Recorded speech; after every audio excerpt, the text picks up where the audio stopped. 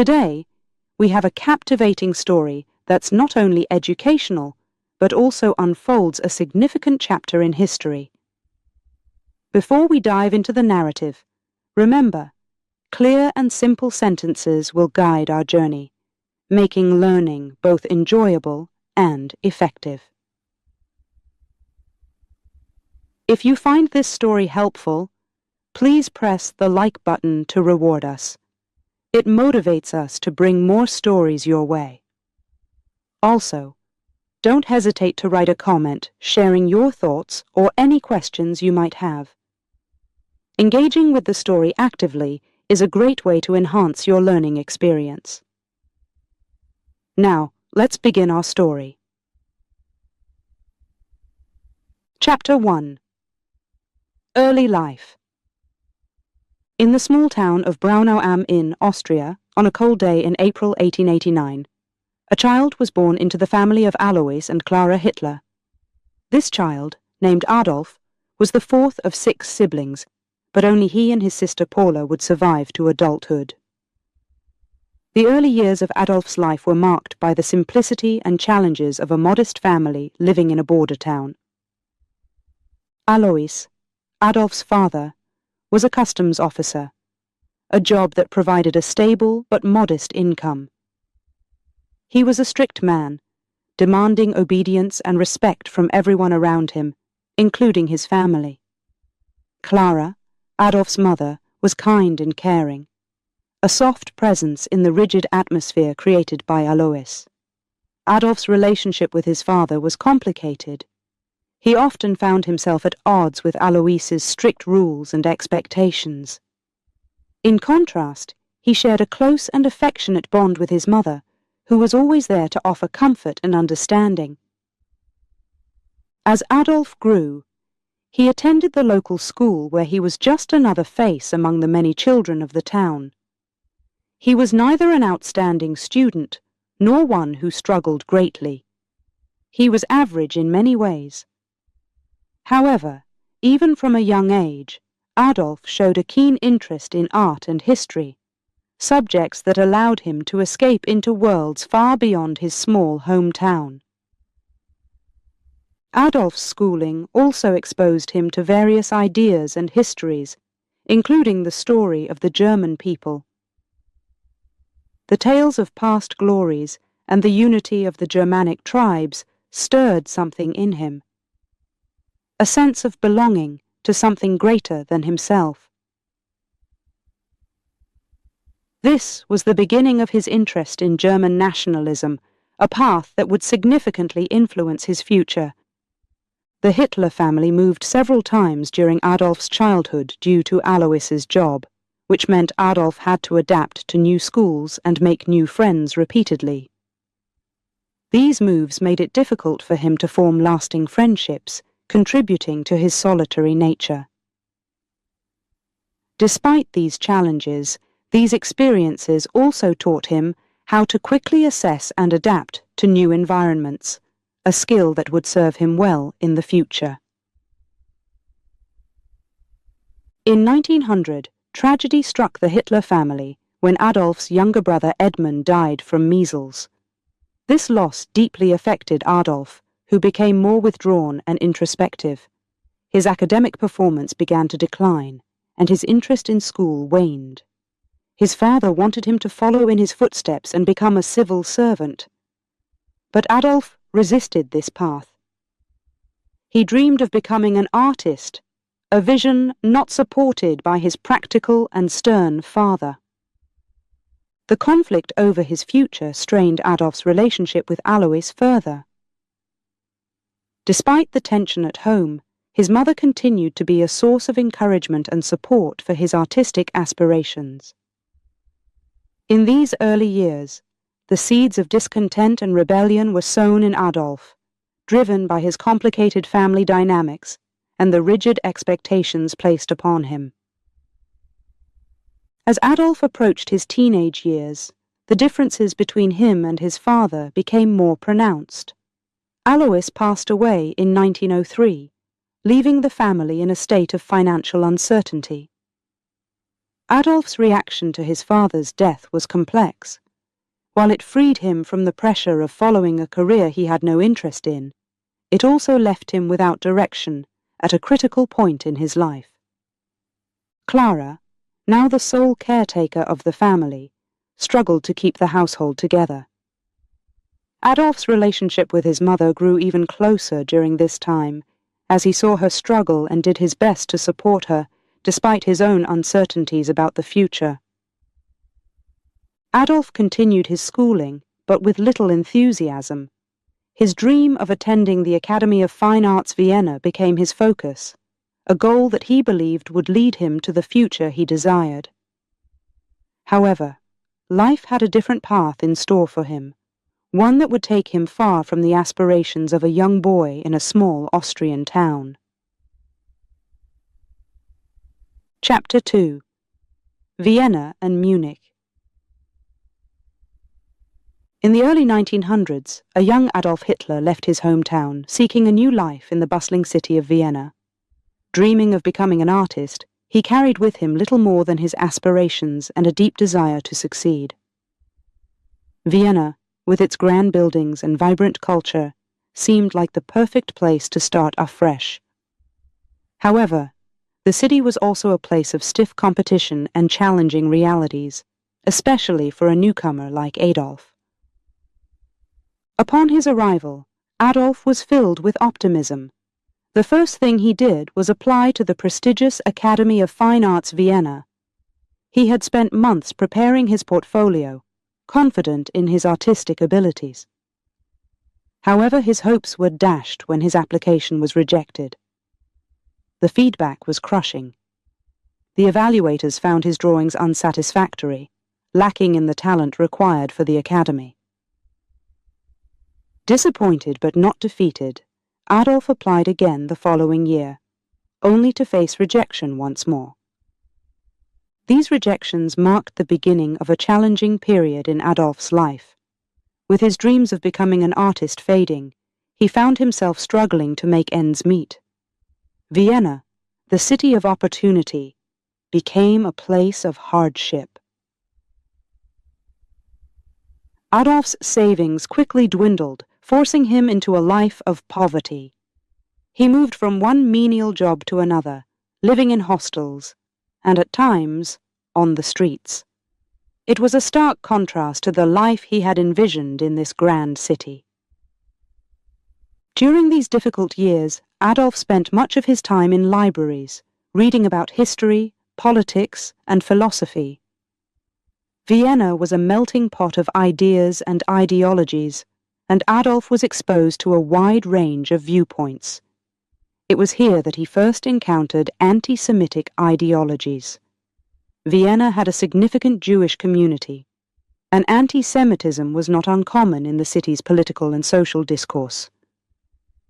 Adolf began to absorb these ideas, which were to shape his future beliefs and actions significantly. Despite his hardships, Adolf remained in Vienna, determined to find his place in the world. He continued to paint and sell his artworks, though it was barely enough to survive. His experiences during this time deepened his sense of frustration and disillusionment with society. He felt marginalized and overlooked, fueling a growing bitterness within him. In 1913, seeking a change of scenery and perhaps a new start, Adolf moved to Munich, Germany. Munich was another cultural hub, but it offered a different atmosphere from Vienna. Here, Adolf hoped to escape the failures and frustrations of his past. He continued his efforts to sell his paintings, and even managed to gain a small following for his work. Life in Munich seemed slightly more promising, but it was soon to take a dramatic turn with the outbreak of World War I. The war presented a new direction for Adolf's life. He volunteered for the German army, seeing it as an opportunity to prove himself and serve the country he had come to, adopt as his own. The experience of fighting in the war and the camaraderie among soldiers gave Adolf a sense of belonging he had long craved. The harsh realities of war also reinforced his belief in the survival of the fittest, a concept that would later underpin his political ideology. After the war, with Germany's defeat and the social and economic turmoil that followed, Adolf returned to Munich, a changed man. The war had intensified his nationalist feelings and his disdain for the Weimar Republic, which he blamed for Germany's humiliations.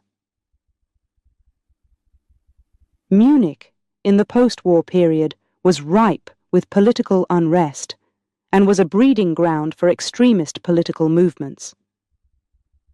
Adolf found himself drawn to these movements, seeing them as a means to bring about the change he believed Germany needed. It was in this atmosphere of political agitation that Adolf began to take his first steps into politics. He joined the German Workers' Party, which would later become the Nazi Party. His skills as an orator and his radical ideas quickly made him a prominent figure within the party. The disappointments and struggles of his years in Vienna and Munich had set the stage for Adolf's rise to power. They had shaped a man who was determined, at any cost, to leave his mark on Germany and the world. Adolf's time in Vienna and Munich was a period of significant transformation. From a struggling artist to a soldier, and then a budding politician, these years were marked by personal hardships, ideological formation, and the first steps toward a future that would have a profound impact on history. While Adolf's early encounters with failure and his subsequent radicalization are parts of a complex and controversial legacy, they offer important lessons on the impact of social and political environments on individual beliefs and actions. Chapter 3: World War I and its Impact. As the early 20th century unfolded, Europe found itself on the brink of a monumental conflict. In 1914, the assassination of Archduke Franz Ferdinand of Austria set off a chain reaction, leading to the outbreak of World War I. Nations were drawn into the conflict, including Germany, which mobilized its forces for what many thought would be a short war. Among the many young men who volunteered for the German army was Adolf Hitler, a failed artist and a man in search of purpose. For Adolf, joining the army was more than a patriotic duty. It was a chance to find belonging and direction. He was assigned to a Bavarian regiment, where he served on the Western Front. The war was unlike anything the world had seen, marked by trench warfare, gas attacks, and immense loss of life. Adolf experienced the harsh realities of war firsthand, surviving battles that claimed the lives of millions. Despite the dangers, Adolf proved to be a dedicated soldier. He was awarded the Iron Cross, Second Class, for bravery in battle, followed by the Iron Cross, First Class, an honor rarely given to a foot soldier. These awards were a source of great pride for Adolf and affirmed his belief in his own destiny. Yet, the war was also a time of profound disillusionment for him. He witnessed the collapse of camaraderie and the devastating impact of modern warfare on the human spirit. As the war dragged on, the initial enthusiasm that many soldiers felt turned to despair. The promise of a quick victory faded, replaced by the grim reality of a world at war. Adolf, like many others, was caught in the grinding machine of conflict, enduring the mud, the blood, and the endless artillery barrages. The end of the war in 1918 came not as a glorious finale, but as a bitter defeat for Germany. The Treaty of Versailles, signed in 1919, imposed harsh penalties on the country, including significant territorial losses, military restrictions, and the obligation to pay reparations. The treaty was a shock to the German people, who felt betrayed by their leaders and humiliated by the international community. For Adolf, the war's end and the treaty's terms were a personal and national humiliation. He believed that Germany had been stabbed in the back by its own politicians, Jews, and communists, a narrative that was gaining traction among many Germans.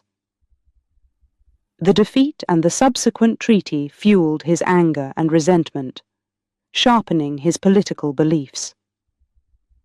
In the chaotic post-war years, Germany was a nation in turmoil. Political unrest, economic instability, and social upheaval created a fertile ground for radical ideologies to take root. Adolf found himself drawn into this tumultuous landscape, his experiences in the war and his disillusionment with the treaty guiding his path towards politics. Adolf's transition from soldier to political activist was marked by his determination to change the fate of his country. He joined the German Workers' Party, which later became the National Socialist German Workers' Party, or Nazi Party.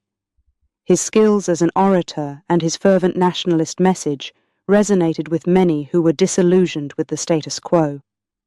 The impact of World War I on Adolf and on Germany was profound. The war had transformed a struggling artist into a decorated veteran with a mission to restore Germany's pride and power. The Treaty of Versailles, with its harsh terms, served as a constant reminder of the country's defeat and humiliation, fueling Adolf's ambitions and setting the stage for the rise of the Nazi Party. Adolf's experiences in World War I and the aftermath of the Treaty of Versailles were pivotal in shaping his worldview and political aspirations. The war had offered him a sense of purpose and belonging, while the post-war period provided the disillusionment and anger that would drive his political agenda. These years were a crucible, forging a leader who would leave an indelible mark on history. As we reflect on this chapter of Adolf's life, it is important to understand the context in which his ideas and beliefs were formed. The impact of World War I and the Treaty of Versailles on Germany cannot be overstated, as they contributed to the economic, political, and social conditions that allowed extremist ideologies to flourish. Adolf's story is a reminder of the consequences of war and the importance of addressing the underlying issues that lead to conflict and division. Chapter 4. A New Beginning in Politics. After the turmoil and despair of World War I, Adolf Hitler found himself in a Germany that was hardly recognizable. The once proud nation was now grappling with the harsh realities imposed by the Treaty of Versailles. It was during this time of national uncertainty and personal disillusionment that Adolf began to find a new purpose in the realm of politics. In 1919, Adolf's interest in politics led him to attend a meeting of the German Workers' Party, DAP, a small political group in Munich that shared his nationalist and anti-communist views. At first, he was just another member of the audience, but his fervent speech on a debated topic caught the attention of the party's leaders. They saw in him a powerful speaker who could articulate the anger and frustration felt by many Germans.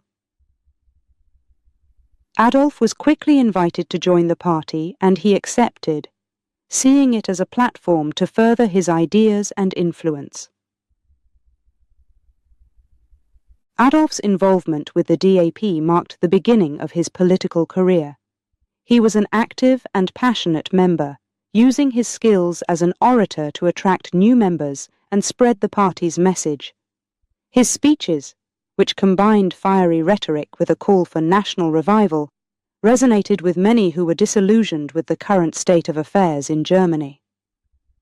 As Adolf became more involved in the party, he began to shape its direction and policies. He advocated for a name change to reflect a broader nationalist and socialist agenda, leading to the formation of the National Socialist German Workers' Party, or NSDAP, commonly known as the Nazi Party. This new name signified the party's attempt to combine nationalist and socialist ideas, aiming to appeal to a wide range of Germans who felt betrayed by the mainstream political parties. Under Adolf's influence, the Nazi Party adopted the swastika as its emblem, a symbol intended to represent the Aryan identity and German nationalist pride. He also helped to formulate the party's 25-point program, which outlined its ideology and political goals. These included the unification of all Germans in a Greater Germany, the rejection of the Treaty of Versailles, and the exclusion of Jews from German society. Adolf's role in the Nazi Party quickly grew from a skilled speaker to its undisputed leader. He demanded absolute loyalty from party members and established a paramilitary wing, the Sturmabteilung, SA, to protect party meetings and intimidate opponents. His leadership style was autocratic, but it was effective in consolidating power and control within the party. The early 1920s were a period of significant growth for the Nazi Party, largely due to Adolf's leadership and charisma. He travelled across Germany, holding rallies and giving speeches that drew large crowds. His ability to connect with people's emotions and articulate their frustrations made him a popular figure among those who felt marginalized by the political and economic situation in Germany. However, Adolf's ambitions extended beyond leading a political party. He envisioned himself as the leader who would restore Germany to its former glory. This ambition led to the Beer Hall Putsch in 1923, an attempted coup d'etat that aimed to overthrow the Bavarian government and march on Berlin. The putsch failed, and Adolf was arrested and sentenced to prison. Yet this setback did not diminish his resolve. Instead, it provided him with the time to reflect on his strategies and write Mein Kampf, a book that outlined his ideology and future plans for Germany. Adolf's early involvement in politics and his role in transforming the German Workers' Party into the Nazi Party marked a crucial turning point in his life and in German history. Through his dynamic leadership and powerful rhetoric, he managed to turn a fringe political group into a significant force in German politics. This period laid the foundation for the rise of the Nazi Party and set the stage for the dramatic events that would follow. The story of Adolf's early political career is a testament to the power of persuasive leadership and the impact of charismatic authority. It also serves as a reminder of the dangers of extremism and the importance of political engagement and vigilance to prevent the rise of authoritarianism. As we reflect on this chapter, we are reminded of the complexities of history and the profound consequences of individual actions on the course of events. Chapter 5. The Beer Hall Putsch. In November 1923, Munich witnessed an event that would become a pivotal moment in the history of Germany and the rise of Adolf Hitler.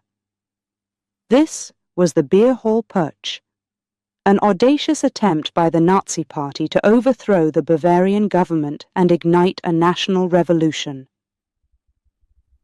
The putsch was a bold move, driven by desperation and the belief that action was necessary to save Germany from its post-war despair. The story of the Beer Hall Putsch begins in a Munich beer hall, where Gustav von Kahr, the Bavarian state commissioner, was addressing a crowd. Adolf Hitler, along with his followers from the Nazi Party and the paramilitary SA, saw an opportunity to launch their coup. They believed that by taking control in Bavaria, they could march on Berlin and overthrow the Weimar Republic, leading to a national rebirth. On the evening of November 8, 1923, Adolf and his associates, including Ernst Röhm and Hermann Göring, burst into the beer hall. With a pistol in hand, Adolf fired a shot into the ceiling and declared that a national revolution had begun. he proclaimed the formation of a new government with himself at the helm, intending to seize Munich and then advance on Berlin. Adolf managed to temporarily detain Kahr and other key officials, convincing them to support his cause. However, this support was hesitant and short-lived. As the night progressed, the putschists' plan began to unravel. The Bavarian authorities, loyal to the Weimar Republic, quickly mobilized to suppress the uprising. By the morning of November 9th, Adolf and his followers, numbering around 2,000, marched through Munich towards the Bavarian War Ministry in an attempt to take control of the city. However, they were met by police and state troops, ready to defend the government. A confrontation ensued, and in the chaos, gunfire erupted. 16 of Adolf's supporters and 4 police officers were killed, and many were wounded. Realizing the putsch was failing, Adolf fled the scene. The brief uprising was crushed, and the leaders of the coup were soon arrested. Adolf was captured 2 days later, hiding at a friend's home. The failed putsch was a significant setback for the Nazi Party and a personal blow to Adolf, who found himself facing serious charges for his role in the coup. The trial that followed was a national spectacle. Adolf, along with several co-defendants, was charged with high treason. However, he used the courtroom as a stage to broadcast his views, portraying himself as a patriot trying to save the nation. Surprisingly, the trial gained him sympathy in some quarters and increased his visibility across Germany. In April 1924, Adolf was sentenced to 5 years in Landsberg prison, a relatively lenient punishment given the seriousness of the charges.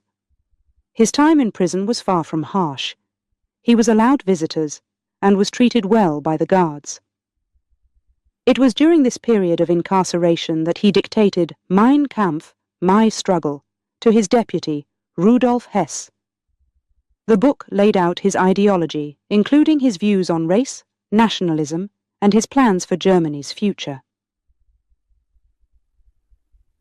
The beer hall putsch and the subsequent trial had far-reaching consequences for Adolf Hitler and the Nazi Party. Although the putsch was a failure, it marked a turning point. It was a moment that brought Adolf into the national spotlight, providing him with a platform to spread his message. The events also taught him that power could not be seized through violent overthrow. Instead, it had to be achieved through legal means, by winning the support of the German people. Adolf's imprisonment was short-lived. He was released in December 1924 after serving less than 9 months due to good behavior and political pressure. The experience of the putsch and his time in prison helped to solidify his control over the Nazi Party and refined his strategy for gaining power. The beer hall putsch stands as a testament to the volatility of the early Weimar Republic and the lengths to which Adolf Hitler was willing to go in his quest for power. It serves as a reminder of the dangers of extremism and the importance of democratic institutions in preventing the rise of authoritarian leaders. Chapter 6. Mein Kampf. In the quiet confines of Landsberg prison, following the tumultuous beer hall putsch, Adolf Hitler found himself with time to reflect on his failed coup and the future direction of his political ambitions. It was here, in a small cell, that he began dictating a book that would come to be known as Mein Kampf, or My Struggle. This book, written with the assistance of Rudolf Hess, was not just a memoir of Adolf's experiences, but a manifesto outlining his ideology and plans for Germany's future. Mein Kampf is divided into 2 volumes. The first volume, penned during Adolf's imprisonment in 1924, recounts his early years, his participation in World War I, and the founding of the Nazi Party. More significantly, it delves into the themes and beliefs that would become the foundation of Nazi ideology. The second volume, written after his release, focuses on the political strategy he planned to employ to gain power legally. The themes explored in Mein Kampf are broad and disturbing. Adolf articulates his belief in the superiority of the Aryan race and the need for Lebensraum, or living space, for the German people. He vehemently expresses his anti-Semitic views, blaming Jews for many of the world's problems, including the defeat of Germany in World War I. Additionally, he criticizes the Treaty of Versailles, communism, and the Weimar Republic, presenting himself as the only leader capable of restoring Germany's former glory.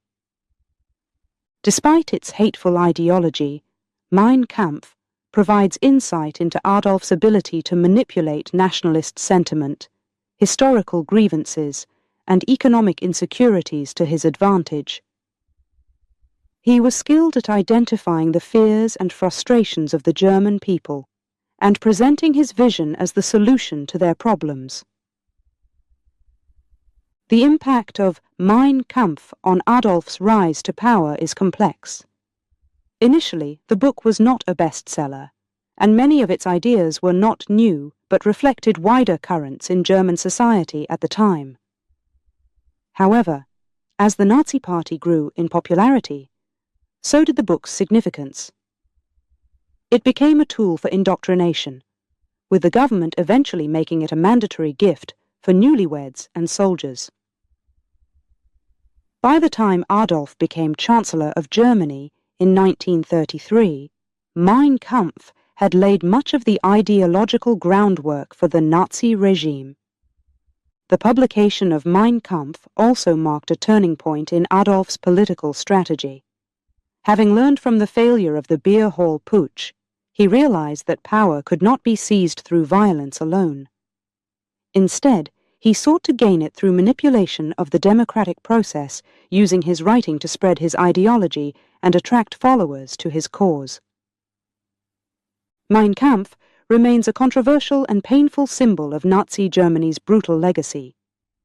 Its themes of racial purity, nationalistic fervor, and anti-Semitism were not merely abstract ideas but would be translated into deadly policy during the Third Reich. The book's publication and subsequent popularity highlight the danger of extremist ideologies and the importance of vigilance in preserving democratic values. In reflecting on Mein Kampf, it is crucial to understand the context in which it was written and the role it played in Adolf Hitler's ascent to power. It serves as a reminder of the power of words to inspire, but also to incite hatred and violence.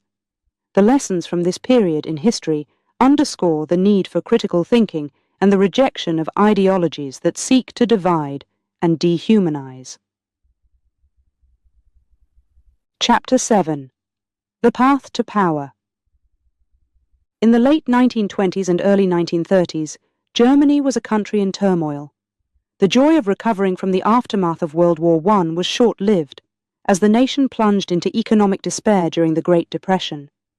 Unemployment soared, and the German people's faith in their government waned. It was under these dire circumstances that Adolf Hitler saw an opportunity to ascend to power, employing a mix of political strategy, manipulation of public opinion, and exploitation of economic woes. After his release from prison, Hitler was more determined than ever to pursue power through legal means. The Nazi Party, under his leadership, began to meticulously organize and expand its reach across Germany. Hitler's charisma and the party's promises of revival resonated with many Germans disillusioned with their current leaders. One of Hitler's strategies was to present himself and the Nazi Party as the only solution to Germany's problems. He capitalized on nationalistic fervor, promising to tear up the Treaty of Versailles, bring back jobs, and restore Germany's greatness. His speeches, often filled with vitriolic rhetoric against Jews and communists, blamed these groups for Germany's economic hardships and social unrest. The Nazi Party also mastered the use of propaganda, utilizing the latest technology and media to spread their message. Films, radio broadcasts, and newspapers were all employed to create an image of Hitler as Germany's savior.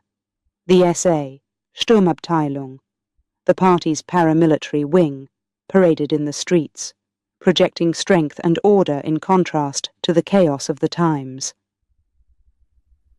Another key element in Hitler's rise was the fragmentation of the German political landscape. The Weimar Republic was marked by a multitude of parties and a constant state of coalition government, making it difficult to achieve stable governance.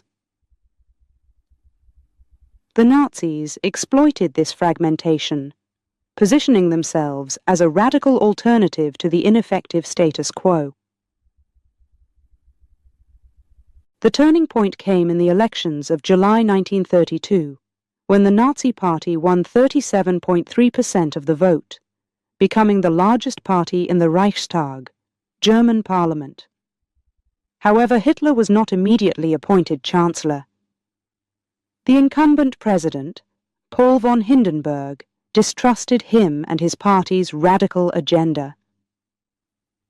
It took several months of political maneuvering, backroom deals, and the persuasion of influential businessmen and politicians for Hitler to be appointed Chancellor on January 30th, 1933. Hitler's appointment was seen by some as a means to control and moderate the Nazi Party's influence. They believed that by incorporating Hitler into the government, they could harness his popularity for their ends while keeping his more extreme policies in check. This miscalculation would have dire consequences. Once in power, Hitler moved quickly to consolidate his hold on the country. The Reichstag fire in February 1933, which the Nazis blamed on communists, provided a pretext for the suspension of civil liberties and the arrest of political opponents. The Enabling Act, passed shortly thereafter, gave Hitler the power to enact laws without the Reichstag's consent, effectively making him a dictator. The path to power for Hitler was marked by strategic opportunism, manipulation of public sentiment, and exploitation of political and economic crises. His rise was not inevitable, but was facilitated by the conditions of the time and the underestimation of his ambitions by his political opponents. Hitler's journey to becoming Chancellor of Germany teaches us the importance of vigilance in democratic societies. It shows how economic despair and political instability can lead to the rise of authoritarian leaders who promise simple solutions to complex problems. The story of Hitler's rise to power is a reminder of the need to protect democratic institutions and values, even in the face of severe challenges. Chapter 8: Consolidation of Power. The early 1930s in Germany was a period marked by rapid and dramatic changes, culminating in Adolf Hitler's transition from Chancellor to the country's undisputed ruler. This chapter unfolds the story of how Hitler consolidated his power, employing a series of calculated moves that would reshape Germany's political landscape forever. Just a month after Hitler was appointed Chancellor in January 1933, a pivotal event occurred that would expedite his rise to total power. The Reichstag, Germany's parliament building, was engulfed in flames.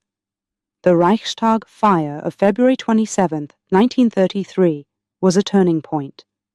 The Nazis quickly blamed the communists for the arson, portraying it as part of a broader plot to overthrow the state. This event gave Hitler the pretext to convince President Hindenburg to sign the Reichstag fire decree, suspending many civil liberties, including freedom of press, speech, and assembly. The decree was a critical step in suppressing opposition. It allowed the Nazis to arrest thousands of communists, socialists, and critics, effectively silencing voices against them. The swift and ruthless response to the Reichstag fire showcased the lengths to which Hitler was willing to go to secure his position and eliminate challenges to his authority. Following the Reichstag fire, the elections in March 1933 did not give the Nazi Party the absolute majority Hitler had hoped for, but it did not deter his ambitions. The next move was the Enabling Act, a law that would change the course of German history.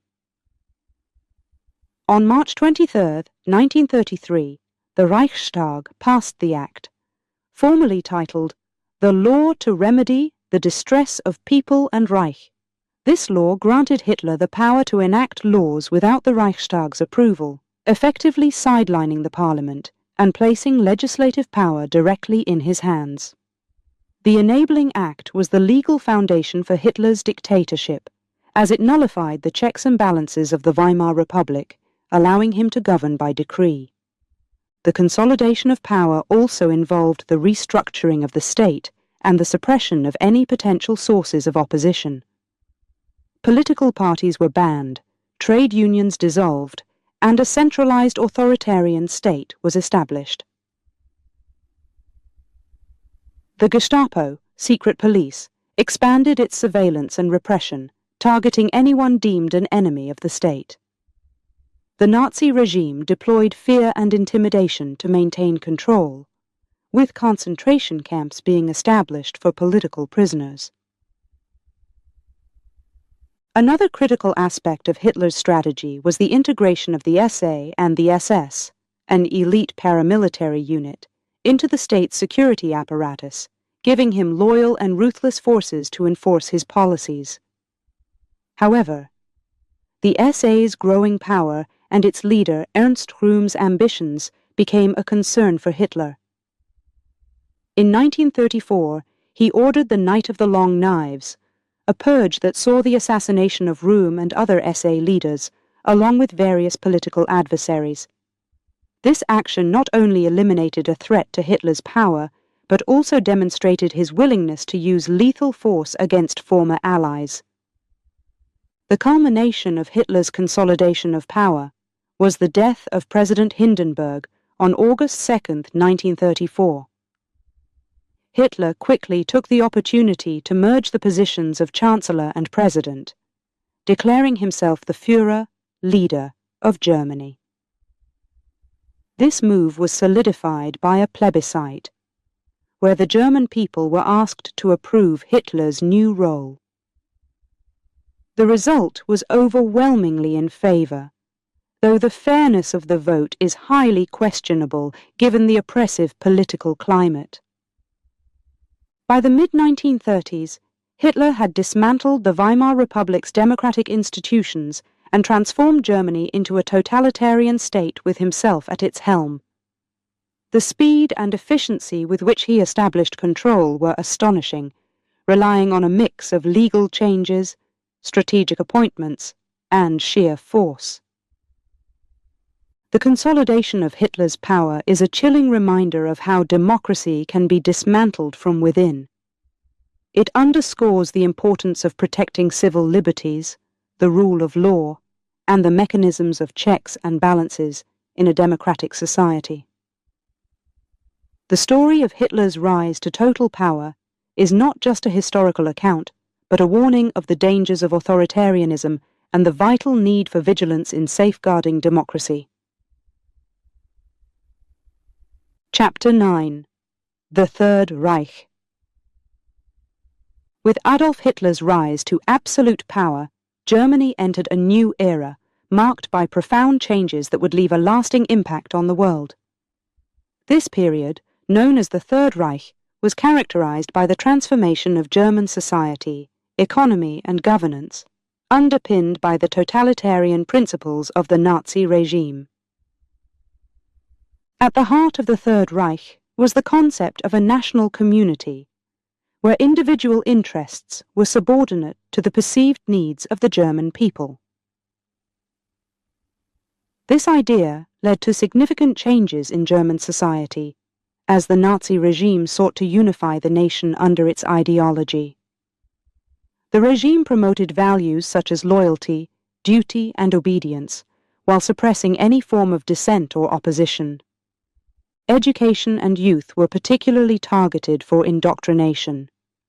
Schools were overhauled to teach Nazi values, emphasizing racial theories and German history that glorified the nation's past and Hitler's role in its future. The Hitler Youth and the League of German Girls became the primary means for engaging the young, instilling them with the regime's ideals and preparing them for their roles in the national community. The Nazis also sought to control and influence culture and the arts, which were viewed as vital tools for shaping public opinion and promoting their worldview.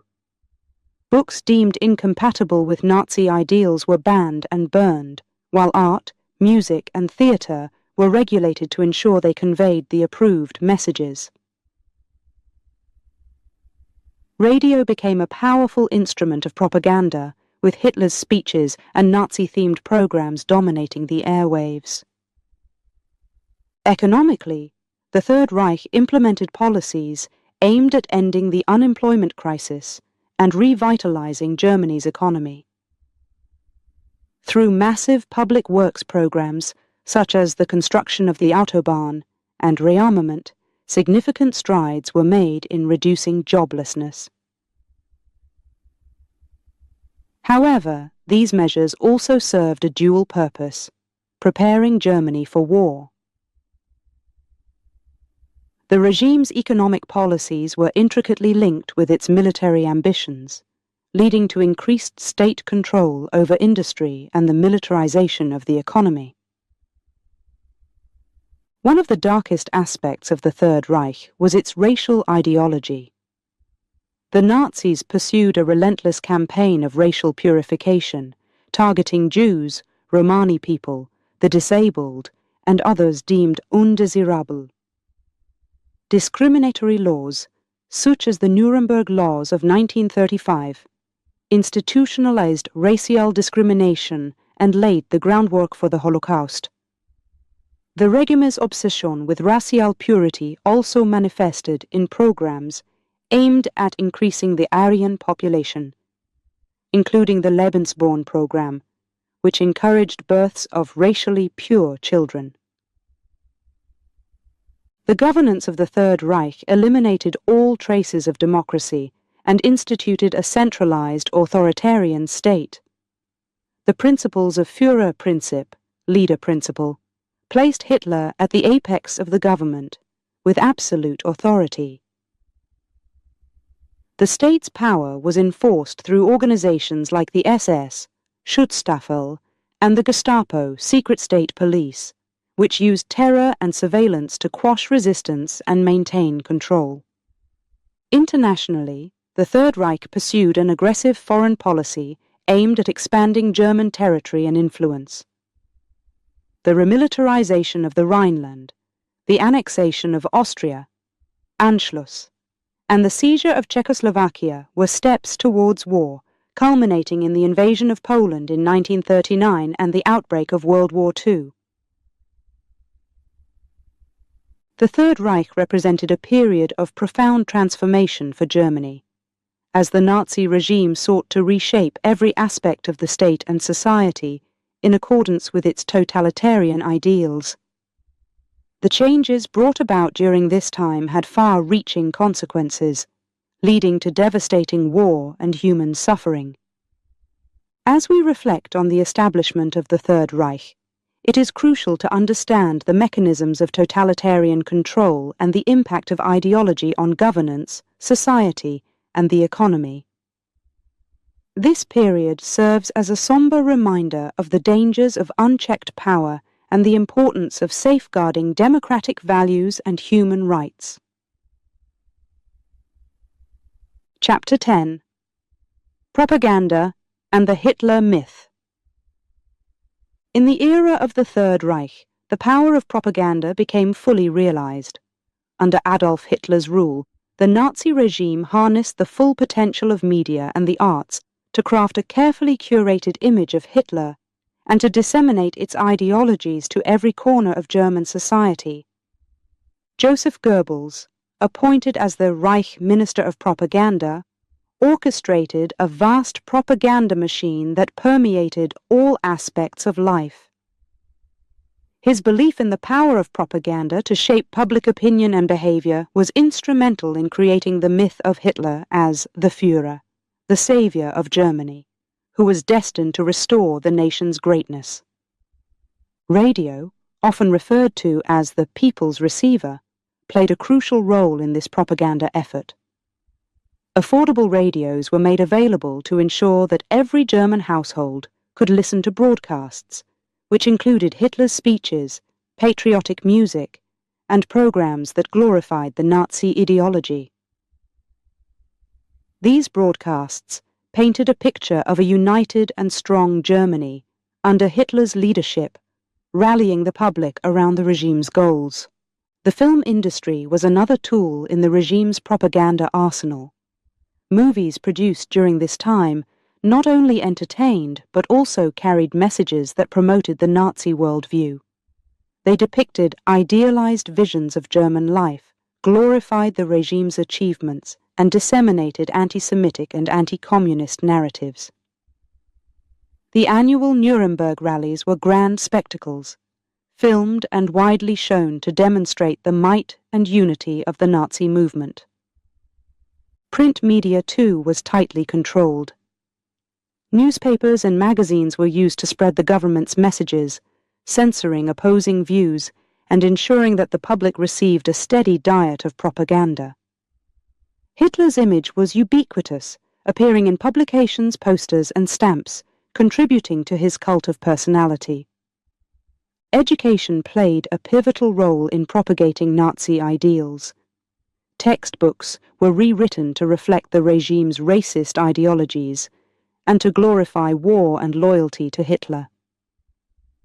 School children were taught to revere Hitler as a hero, and the Hitler Youth Organization indoctrinated the young with Nazi beliefs, preparing them to serve the state.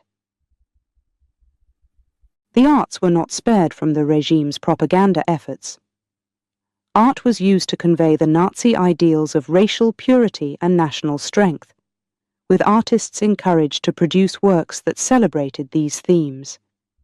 Meanwhile, degenerate art, which included modern, abstract, and non-Aryan works, was condemned and removed from galleries. This pervasive use of propaganda was aimed not just at promoting Nazi ideologies, but at creating the Hitler myth, an image of Hitler as an infallible leader, deeply connected with and beloved by the German people. This myth played a critical role in maintaining the regime's power, as it fostered loyalty and devotion to Hitler, even in the face of wartime hardships and atrocities. The effectiveness of Nazi propaganda was evident in the way it managed to mobilize a nation, suppress dissent, and instill a collective belief in the destiny of the Third Reich. However, the reliance on propaganda also revealed the regime's insecurities and its awareness of the need to constantly reinforce its legitimacy and suppress any challenge to its authority. Reflecting on the role of propaganda in the Third Reich, it is crucial to recognize the power of media and communication in shaping public opinion and the importance of critical thinking in discerning truth from manipulation. The story of propaganda and the Hitler myth serves as a stark reminder of how easily societies can be led astray by charismatic leaders and carefully crafted messages, underscoring the value of freedom of expression and the press in safeguarding democracy. Chapter 11. Persecution and the Holocaust.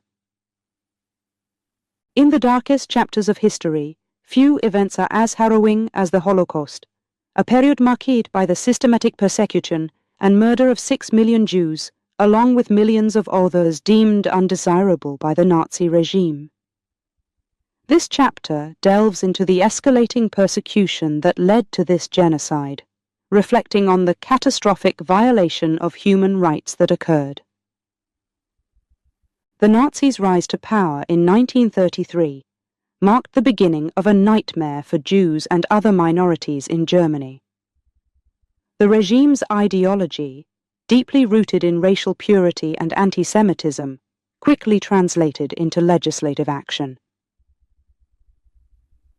The Nuremberg Laws of 1935 stripped Jews of their citizenship, forbidding marriage or sexual relations between Jews and those considered Aryan. These laws institutionalized racial discrimination and were the legal framework for further persecutions. The night of November 9th to 10th, 1938, known as Kristallnacht, or the Night of Broken Glass, marked a significant escalation in the Nazi campaign against Jews. Jewish homes, synagogues, and businesses were attacked across Germany and Austria, leaving streets littered with broken glass. This pogrom signaled a shift from discrimination and persecution to outright violence, leading to the death of hundreds and the detention of thousands in concentration camps. The outbreak of World War II in 1939 saw the expansion of the Nazi regime's policies of persecution and extermination across occupied Europe. Ghettos were established in major cities to segregate Jews from the rest of the population, subjecting them to inhumane conditions and widespread suffering. The Warsaw Ghetto, the largest of these, held over 400,000 people in cramped, squalid conditions, leading to a devastating toll of death from starvation and disease. The Nazi regime's final solution was the deliberate, systematic plan to exterminate the Jewish people.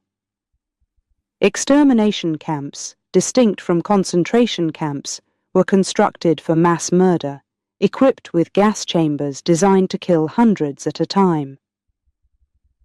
Auschwitz, Birkenau, Treblinka, and Sobibor are among the most infamous of these death camps, where millions were murdered in cold blood. The Holocaust also targeted other groups, including Romani people, disabled individuals, Polish and Soviet civilians, political prisoners, homosexuals, and Jehovah's Witnesses, each considered unworthy of life according to Nazi ideology.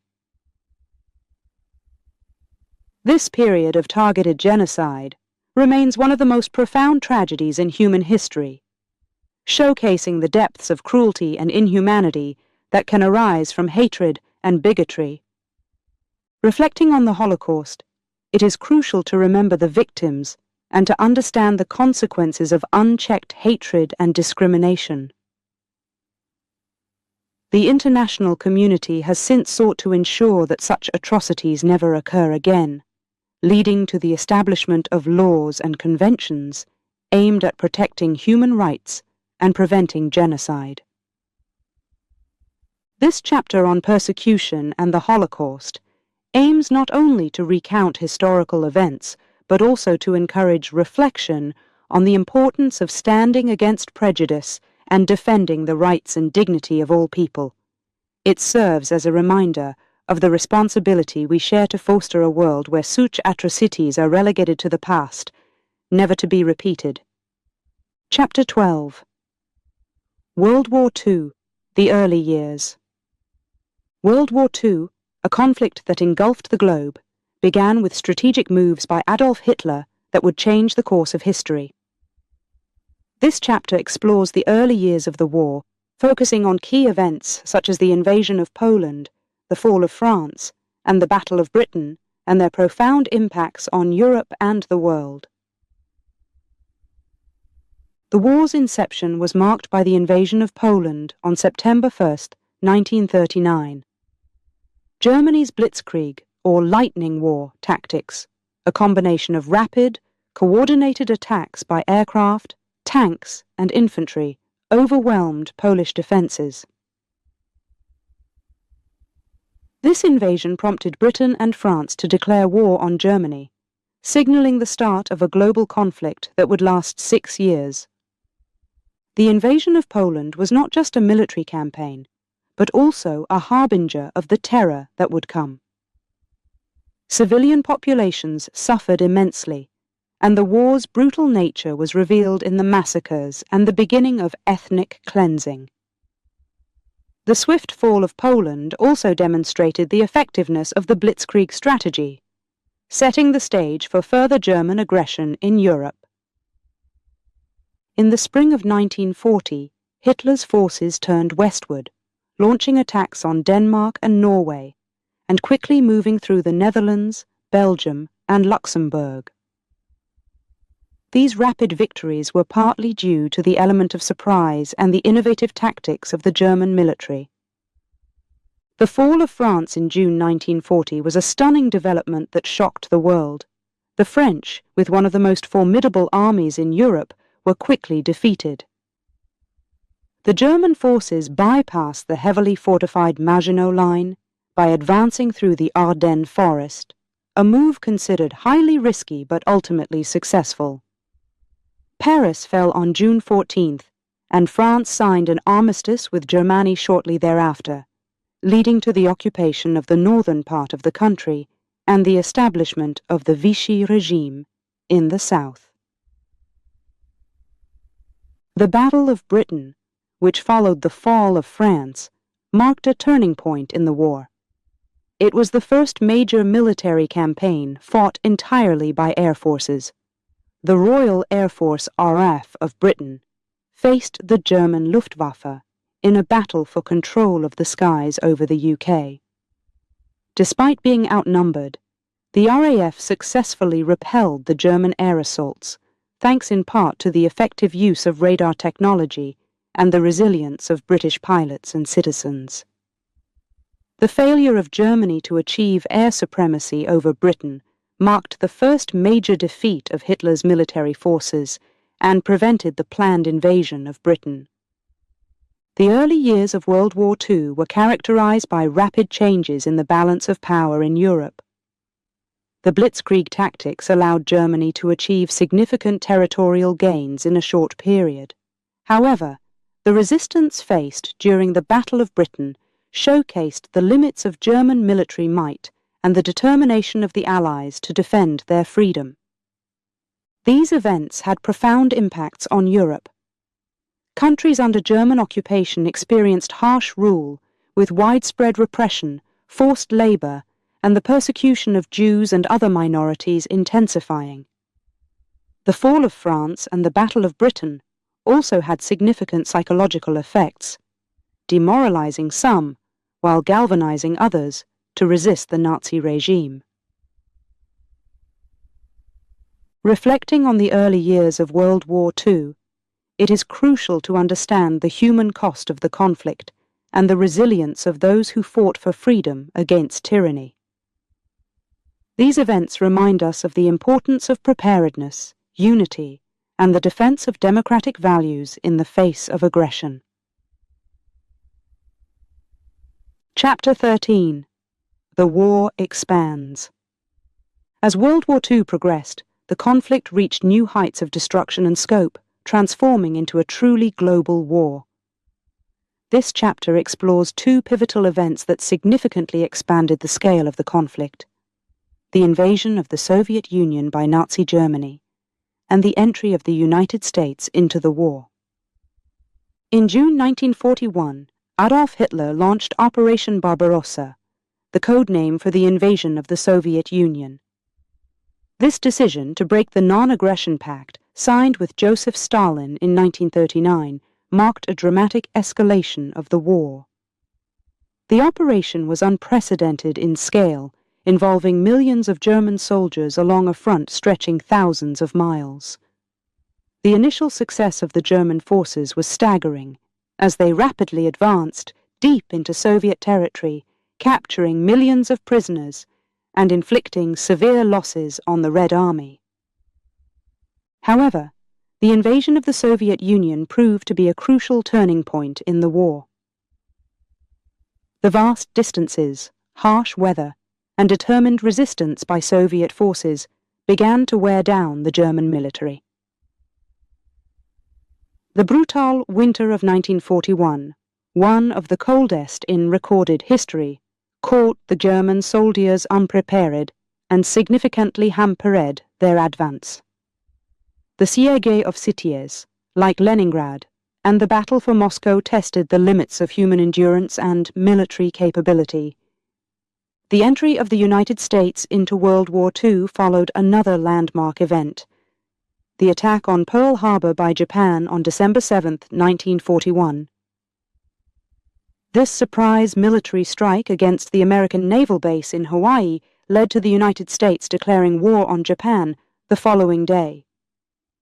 Shortly thereafter, Germany and Italy, as Japan's allies, declared war on the United States, thus widening the conflict even further. The involvement of the United States brought immense industrial and military resources to the Allied cause. American production capacity, combined with the mobilization of millions of soldiers, began to tip the balance of the war. The Lend-Lease Act, which allowed the United States to supply military aid to its allies, had already been providing crucial support to Britain and the Soviet Union, bolstering their defenses against the Axis powers. The expansion of World War II had profound implications. The invasion of the Soviet Union opened up the Eastern Front, which would become the deadliest theater of the war, resulting in catastrophic losses for both sides. It also solidified the Soviet Union's role as a key member of the Allied powers, setting the stage for the post-war geopolitical landscape. The entry of the United States into the war marked a turning point in the Allied powers' favor, significantly boosting their military and economic strength.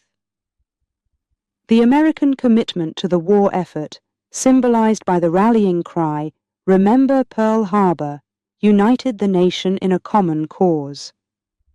The subsequent battles in the Pacific and the eventual opening of a second front in Europe in 1944 would be decisive in the defeat of the Axis powers.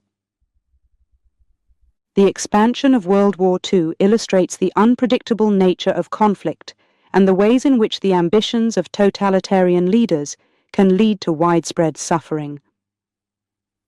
It also highlights the resilience of nations and peoples in the face of aggression and their capacity for unity when defending fundamental freedoms. Reflecting on this period of expansion in the war, it is essential to recognize the sacrifices made by countless individuals who fought for a better world, and to understand the importance of international cooperation in preventing such conflicts in the future. Chapter 14. The Turning Point. World War II, a conflict that stretched across the globe, reached pivotal moments that marked the beginning of the end for the Axis powers. This chapter delves into two of the most significant events, the Battle of Stalingrad and the Allied invasion of Normandy, both of which were turning points in the war. The Battle of Stalingrad, which lasted from August 1942 to February 1943, was one of the deadliest battles in history. It was not just a military engagement, but a symbol of resistance against Nazi Germany. The city of Stalingrad, now Volgograd, became the stage for a brutal confrontation between the German and Soviet forces. The battle began with the German army advancing into the Soviet Union under Operation Barbarossa, aiming to secure oil fields in the Caucasus and cut off the Volga River as a transportation route. The fighting in Stalingrad was fierce and relentless. The city was reduced to rubble, but the Soviet Red Army, led by General Vasily Chuikov, mounted a heroic defense, fighting for every street and ruin. The turning point came when the Soviets launched Operation Uranus in November 1942, encircling the German Sixth Army. Cut off, and without sufficient supplies, the German forces in Stalingrad were left to face a harsh winter and constant Soviet attacks. In February 1943, the remnants of the Sixth Army surrendered. The defeat at Stalingrad was a devastating blow to Hitler's ambitions in the East and marked the beginning of the German retreat from the Soviet Union. The Allied invasion of Normandy, known as D-Day, on June 6, 1944, was another critical turning point. This massive amphibious assault was the largest seaborne invasion in history and marked the beginning of the liberation of Western Europe from Nazi occupation. The operation involved over 1 million Allied soldiers from the United States, Britain, Canada, and other nations. They landed on 5 beachheads in Normandy, facing formidable German defences. The planning and execution of the Normandy invasion were remarkable feats of military strategy. The Allies used deception techniques to mislead the Germans about the invasion location, ensuring the element of surprise. Despite rough seas and strong German fortifications, the Allied forces secured the beaches and began pushing inland. The Battle of Normandy, which followed the landings, saw fierce fighting in the French countryside. The liberation of Paris in August 1944 was a symbolic victory that boosted Allied morale and marked the decline of Nazi control in Western Europe. The battles of Stalingrad and Normandy were more than military victories. They symbolized the resilience and determination of the Allied forces to overcome tyranny. The sacrifice and bravery of the soldiers who fought in these battles are remembered as testaments to the human spirit's capacity to confront and defeat oppression. These turning points in World War II not only shifted the balance of power, but also demonstrated the importance of unity and collaboration among nations fighting for a common cause. The lessons learned from these pivotal moments continue to resonate, reminding us of the cost of war and the value of peace and freedom. Reflecting on the significance of the Battle of Stalingrad and the Allied invasion of Normandy, we are reminded of the complexities of warfare and the transformative power of collective action in the face of adversity.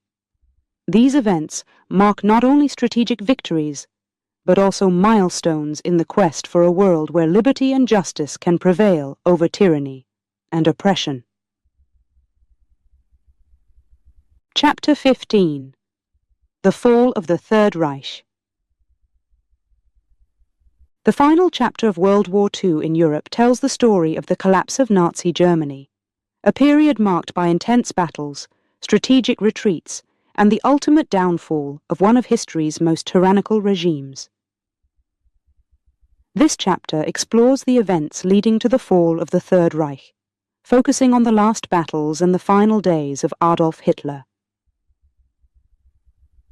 As 1945 dawned, the Third Reich was crumbling under the weight of the advancing Allied forces. From the west, British and American troops pushed into German territory, while from the east, the Soviet Red Army advanced rapidly, determined to reach Berlin first. The Nazi war machine, once seemingly invincible, was now struggling to defend its own borders. The Battle of the Bulge, Hitler's last major offensive in the West, ended in failure for Germany. The Allies overcame the surprise attack and pushed German forces back, further weakening their hold in Europe. Meanwhile, the Soviet Union launched the Vistula-Oder offensive, liberating much of Poland and making a swift advance toward Germany. The fall of Berlin was the final blow to the Nazi regime. In April 1945, the Soviet army encircled the city, trapping the remaining German forces. The Battle of Berlin was fierce, with heavy casualties on both sides. The streets of the capital became battlegrounds and the city suffered extensive destruction. Inside his bunker in Berlin, Hitler was a man facing the end. With the Allies closing in and his empire in ruins, he clung to unrealistic hopes of victory. The reality of defeat, however, was undeniable. On April 30, 1945, as Soviet troops fought their way through Berlin, Hitler took his own life, refusing to face the consequences of his actions. The news of Hitler's death spread quickly, signaling the imminent end of the war in Europe. On May 7, 1945, Germany offered an unconditional surrender to the Allies, which was formally accepted the following day, May 8th, celebrated as Victory in Europe Day, VE Day.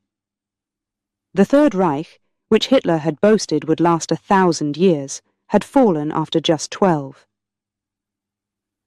The fall of Nazi Germany marked the end of World War II in Europe, but its impact extended far beyond the cessation of hostilities. The war had left the continent devastated, with millions dead and cities in ruins. The Holocaust had claimed the lives of 6 million Jews, along with millions of others persecuted by the regime. The world was left to reckon with the horrors of the war and the genocide that had occurred. The defeat of Nazi Germany also set the stage for the Cold War, as the Allied powers, the United States and the Soviet Union, emerged as superpowers with conflicting ideologies. The division of Germany, and particularly Berlin, symbolized the ideological divide that would characterize the coming decades. Reflecting on the fall of the Third Reich, it is crucial to remember the lessons of history. The end of Nazi Germany underscores the resilience of those who fought for freedom and the importance of standing against tyranny.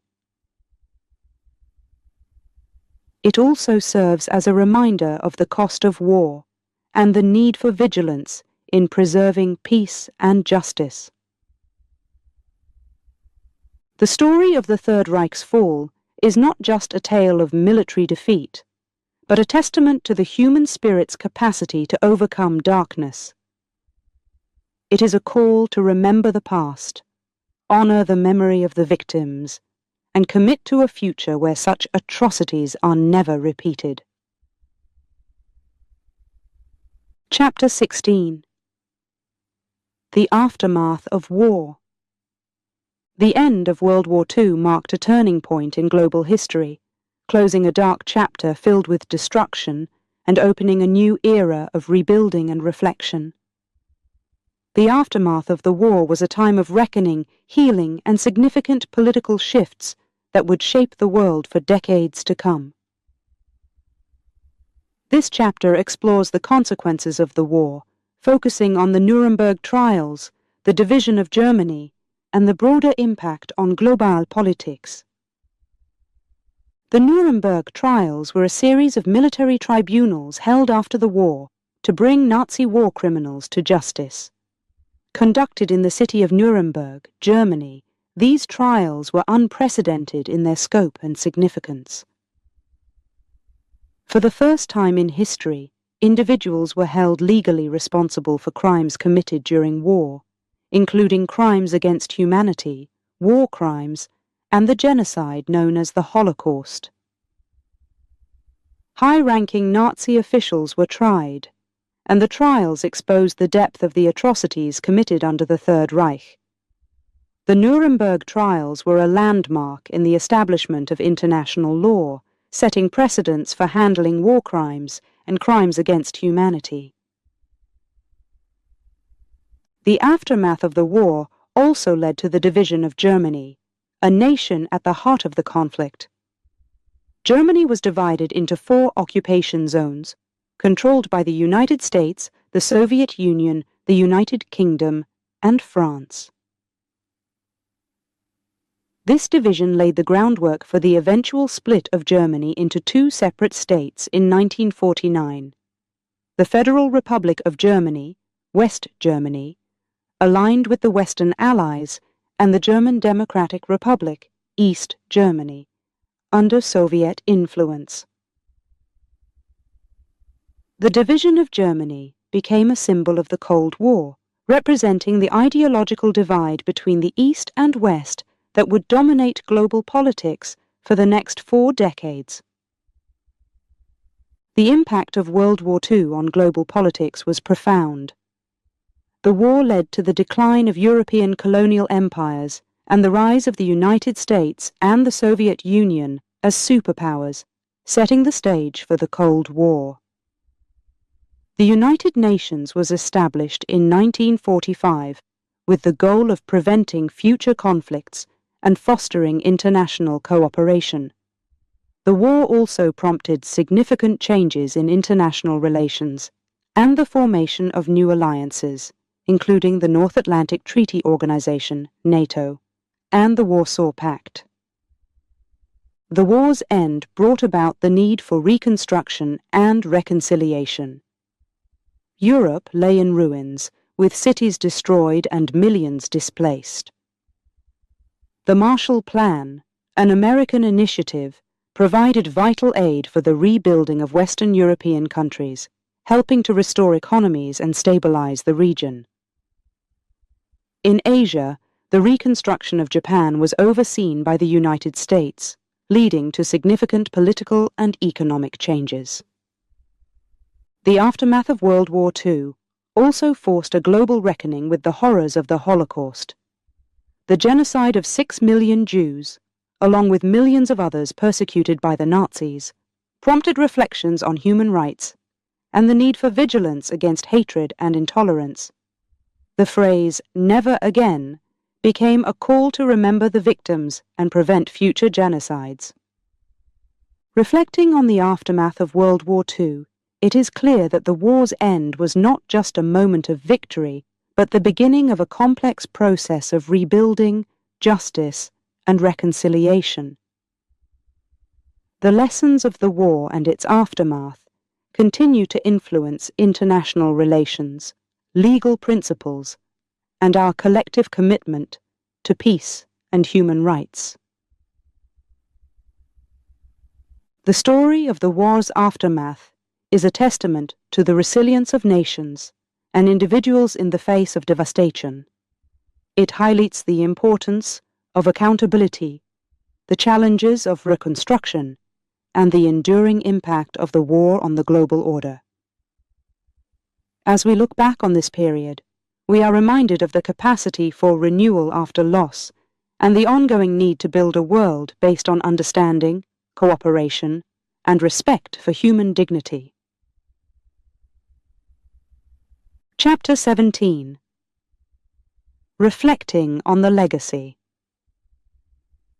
The legacy of Adolf Hitler and the Nazi regime is a profound chapter in the annals of history, marked by unparalleled atrocities, the reshaping of nations, and the indelible impact on millions of lives.